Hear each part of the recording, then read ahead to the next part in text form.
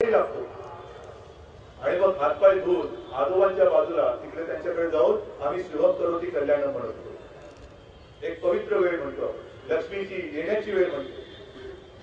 पण त्या वेळेला सुद्धा महाराष्ट्र काढून आणलं आणि अशाच वेळेला ती पोर बिचारी अभ्यासाला बसलेली, दिवा नाहीच म्हणून केरोसिनचा दिवा पेटवला.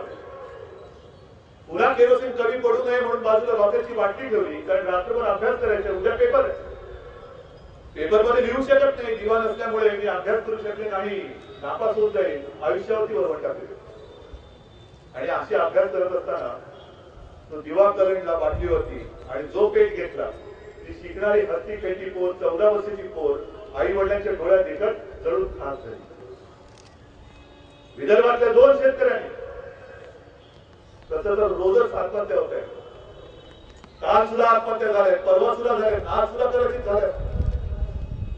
पण 2 शेतकऱ्यांनी त्यांची लहान मुलं घेऊन, लहान बाळ घेऊन समोरून धावत येणाऱ्या रेल्वे खाली रुळावरती उडी मारून जीव देऊन टाकला. मुला सकट जीव ही अशी परिस्थिती.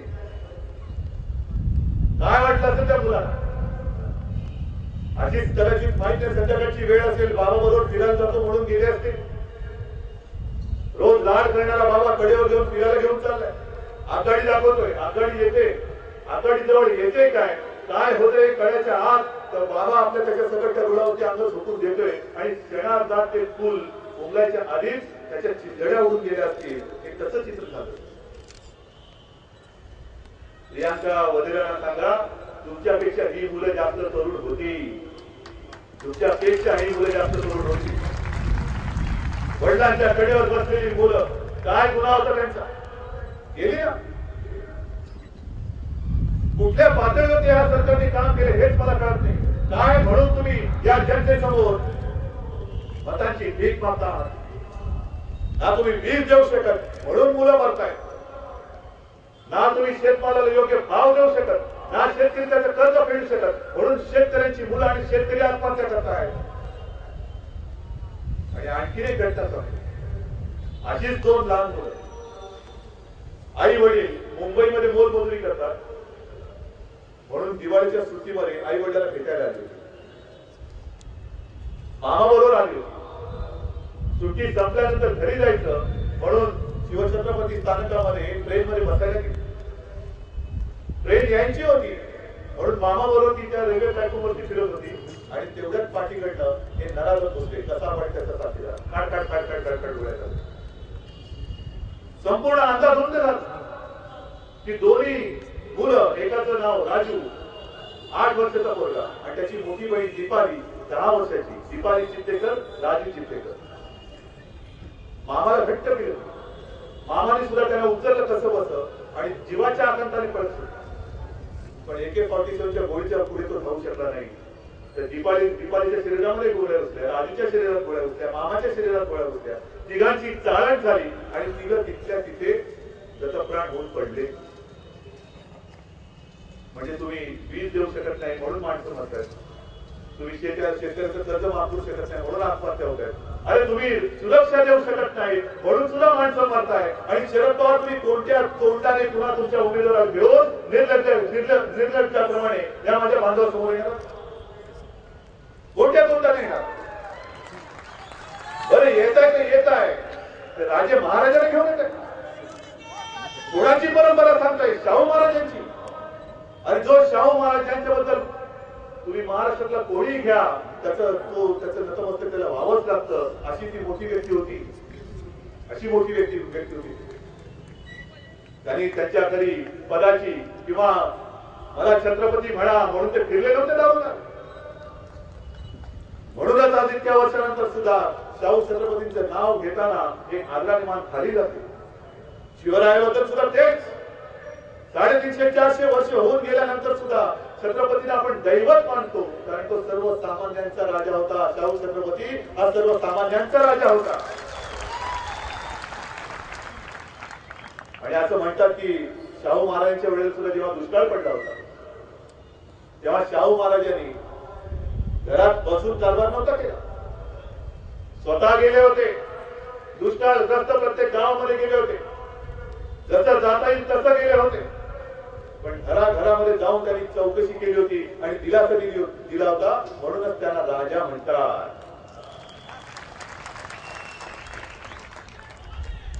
त्याने नुसतं आपल्या चमच्याकरवी कारभार नव्हता केला. आणि एक कृषी मंत्री म्हणून तिकडे गेले दिल्लीमध्ये, ऊर्जा मंत्री सुशील कुमार शिंदे म्हणून दिल्लीत गेलेले आहेत. शिवराज पाटील बरं झालं राजीनामा दिला, गृहमंत्री म्हणून बसले होते. मुरली देवरा पेट्रोलियम मंत्री म्हणून बसले आहेत, पण कारभार मांडा. शेतकऱ्यांचा पुत्र म्हणून शरद पवार तिकडे कृषी मंत्री झाले, पण यांच्या काळामध्ये सर्वात जास्त आत्महत्या शेतकऱ्याच्या महाराष्ट्रामध्ये झालेल्या आहेत. उसाला भाव मिळतोय, ऊस उत्पादक शेतकरी आहेत, शेतमजूर आहेत. अरे तुमच्या आयुष्याचं चिपाट झालं, तुमचा चोथा झालाय, पण रस राष्ट्रवादीच्या घशामध्ये गेलेला आहे. तर त्यांची भरली, सम्राट ते झाले आणि माझा शेतकरी भिकारी राहिलेला आहे. हा आता शेतकरी भिकारी राहणार नाही. हा नुसता आता मत देऊन चालणार नाही, तुम्हाला सरकारचा ताबा घ्यावा लागेल, सरकार ताब्यात घ्यावंच लागेल. पण सुशील कुमार शिंदे ऊर्जा मंत्री म्हटल्यानंतर देशामध्ये जेवढं फार नियमन चालले, महाराष्ट्र कदाचित त्याच्यात सुद्धा नंबर होईल. शिवराज पाटील गृहमंत्री, पण तसा आणि त्याच्या टीमने कायदा सुव्यवस्थेच्या धड्या उडवून टाकल्या. जगामध्ये आपली मान शर्मेने खाली गेली. अरे सीमा उघड्या पडलेल्या आहे, कोणी यावं, गोळ्या घालाव्या, बॉम्ब फेकावे आणि तुरुंगात आरामात मस्त मजेमध्ये बसावं. पुन्हा वकील द्यायला जयंत पाटील आहेत. पेट्रोलियम मंत्री मुरली देवरा, सगळ्यात जास्त देशामध्ये जर का पेट्रोल आणि डिझेल कुठे महाग असेल तर महाराष्ट्रामध्ये आणि मुंबईमध्ये. मग याला आपले कसं म्हणायचं? अरे ज्यांना आपले म्हटलं ते दिल्लीत जाऊन झोपले, सगळे झोपले, धाराडूर. दिल्ली समोर जाऊन नाक घासणारी अवलाद आता महाराष्ट्रातून निवडून येता कामा नये, हे लक्षात घ्या. जर तुम्ही छत्रपती शाहूंचा वारसा सांगणार असाल, जर तुम्ही हातामध्ये भगवा घेतलेला असाल, तर नुसतं त्यांचा वारसा सांगणारा नव्हे तर वारसा चालवणाराच खासदारीकडनं तुम्हाला दिल्लीत पाठवावं लागेल. अरे दिल्लीमध्ये कोल्हापूरचा खासदार म्हटल्यानंतर सुद्धा दिल्लीने मान चुकवली पाहिजे. अरे आला कोल्हापूरचा खासदार आला, शाहूच्या पवित्र भूमीमधनं खासदार आला. आता वाद इकडे बसलेला आहे आणि हा तुमचा प्रतिनिधी आहे. एका बाजूने सगळ्याचा पैशाचा आणि सगळ्याचा पाऊस पडेल, पण हा साधा माणूस सोन्याबाईंना म्हणा, तुम्ही म्हणता ना आम आदमी, आम आदमी, हा आम आदमी आहे. त्यांच्या भूलभुलैयाला फसू नका. इंदिरा गांधी म्हणाल्या होत्या गरिबी हटाव, हटली गरिबी. इंदिराजी जाऊन आज इतकी वर्ष झाली, गरिबी वाढत चाललेली आहे. शरद पवार आणि अशोक चव्हाण म्हणतायत आम्ही महाराष्ट्राचा गुजरात होऊ देणार नाही. अरे तुम्ही करू शकत नाही, तुमची ती लायकीच नाही.